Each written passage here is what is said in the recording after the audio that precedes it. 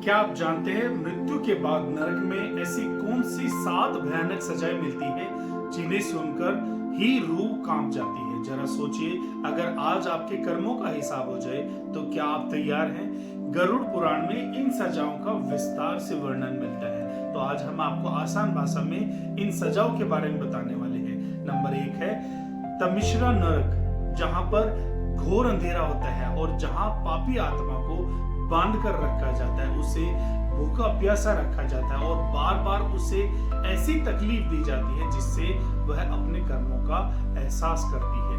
Number 2 है अंत तमिश्र नरक, यहाँ इतना कष्ट दिया जाता है कि आत्मा पूरी तरह से भ्रमित और कमजोर हो जाती है। उसे यह समझ नहीं आता कि उसके साथ आखिर हो क्या रहा है। नंबर 3 है रौरव नरक, जो लोग दूसरों को सताते हैं उन्हें यहाँ जहरीले जीवों के द्वारा बार बार कटवाया जाता है और वे दर्द से चिल्लाते रहते हैं। नंबर 4 है महारौरव नरक, यहाँ आत्मा को और भी भयानक रूप से सजाएं मिलती है। यहाँ पर रूरू जैसे क्रूर जीव पापियों को लगातार कष्ट देते हैं और उन्हें चैन नहीं मिलता।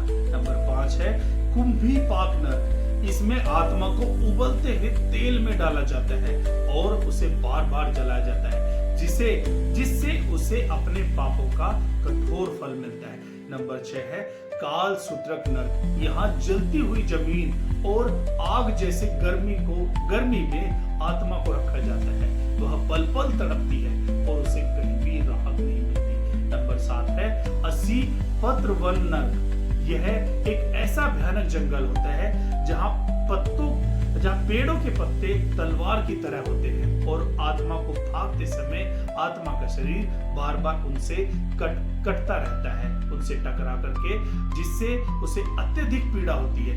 गरुड़ पुराण का संदेश साफ है, ये सजाएं डराने के लिए नहीं है बल्कि ये समझाने के लिए है कि हर कर्म का परिणाम निश्चित है। इसलिए अभी भी समय है, अच्छे कर्म करते जाइए क्योंकि बाद में सिर्फ पछतावा ही हाथ आएगा। अगर आप भी मानते हैं कि कर्म ही इंसान की असली पहचान है तो कमेंट में हरि ओम जरूर लिखिए और ऐसे ही गहरे ज्ञान के लिए हमारे चैनल को प्लीज जरूर सब्सक्राइब करिए। क्या आप जानते हैं मृत्यु के बाद पहले 24 घंटे में मनुष्य के साथ क्या क्या होता है? सच जानकर शायद आप चौंक जाएंगे। गरुड़ पुराण के अनुसार मृत्यु के तुरंत बाद मनुष्य की आत्मा अपने ही शरीर के आसपास रहती है। उसे ये समझ नहीं आता कि वह शरीर छोड़ चुकी है। पहले 24 घंटे तक वह अपने घर परिवार के आसपास ही रहती है। वह अपनों को देखती है, उनकी बातें सुनती है, लेकिन उसे कोई देख या सुन नहीं पाता। यही सबसे गहरा और भावुक क्षण होता है। इसके बाद यमदूत उसे अपने साथ ले जाने के लिए आते हैं और उसकी आगे की यात्रा शुरू होती है जिसे कहा जाता है यमलोक की यात्रा।